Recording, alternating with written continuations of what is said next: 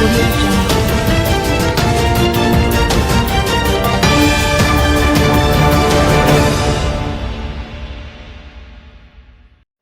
St. Elizabeth man charged following murder of sister. A St. Elizabeth man has been charged with murder of his sister, Miss Hicks, at their home in Sunny Heights, Thornton District in the parish. Police charged Daniel Francis, otherwise called Cutie, a resident of Thornton. 20-year-old Hicks was found dead by one of her siblings last Friday evening, police stated.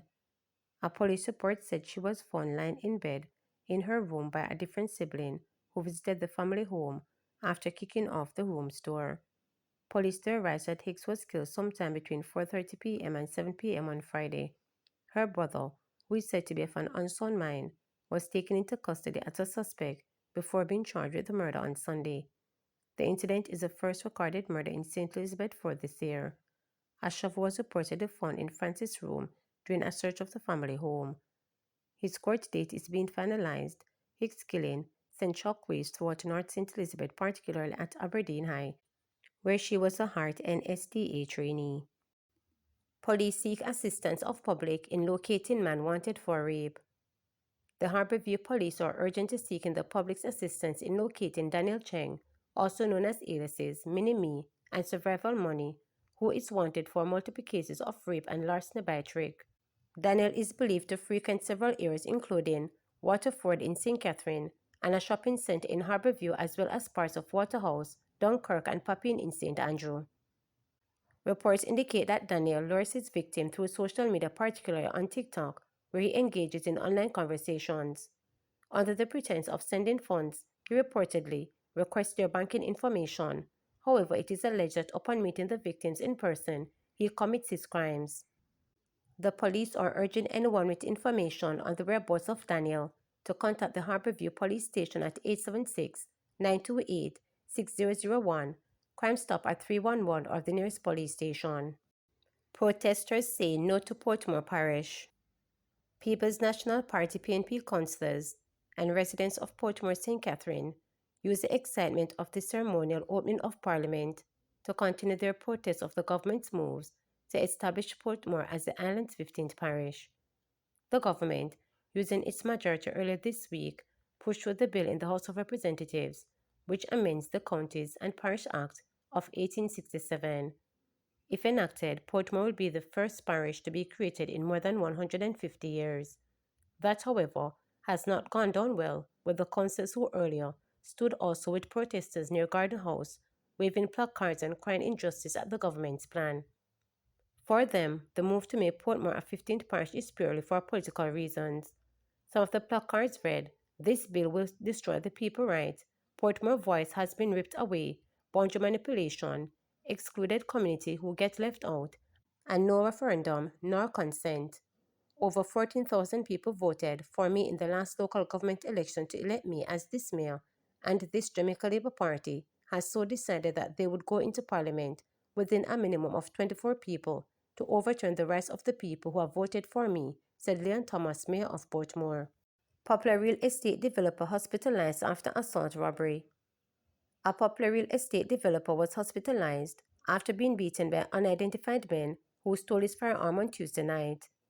Police reports are that the developer, who is behind a number of high-end housing complexes in St. Andrew, was driving in the Barbican area when he was ambushed by men posing as police and wearing uniforms.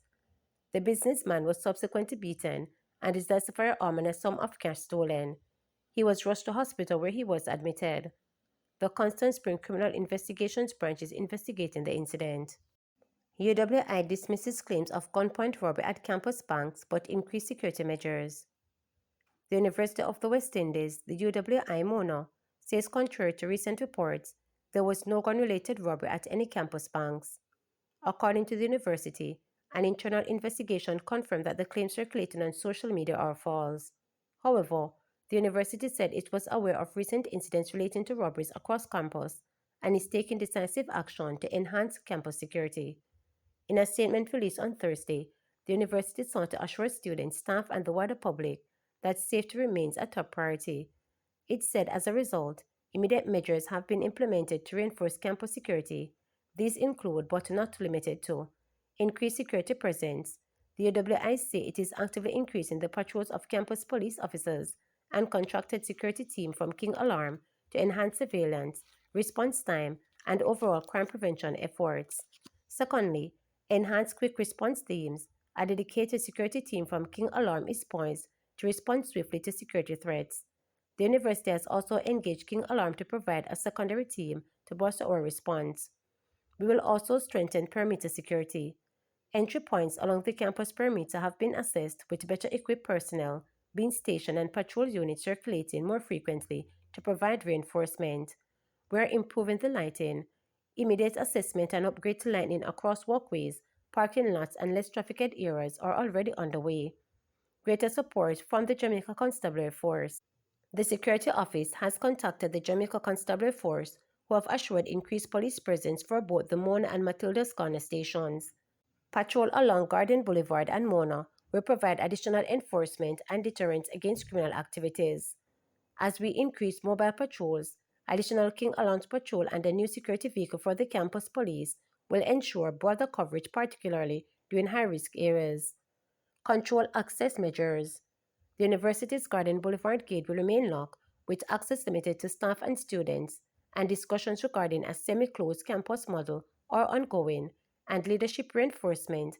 A new manager at King Alarm has been appointed to oversee campus security operations and ensure the effective implementation of these measures. The university is urging the campus community to stay informed through official university channels and to report any suspicious activity to the campus security office at 876 551 0134. State to pay former King's House workers denied access during COVID-19.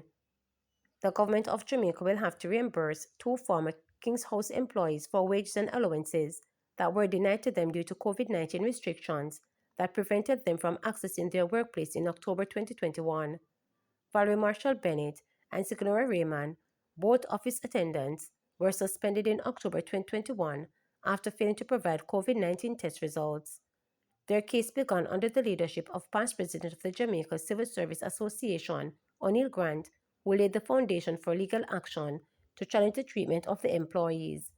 It was taken over by President Tisha Clark Griffiths after assuming office. Their advocacy, along with the JCSA Industrial Relations team, resulted in the recent ruling that mandates compensation for the affected workers, affirming their rights and setting a precedent for fair treatment within the public service, the JCSA stated. These ladies were unjustly removed from King's House because they chose not to take the COVID vaccine, facing significant emotional and financial challenges over the years. While no compensation can truly account for the hurt and pain they endured, I am proud that the justice has been served, President Clark Griffith stated. The JCSA will always stand as a pillar of support for civil servants, ensuring that their rights are upheld and justice is served.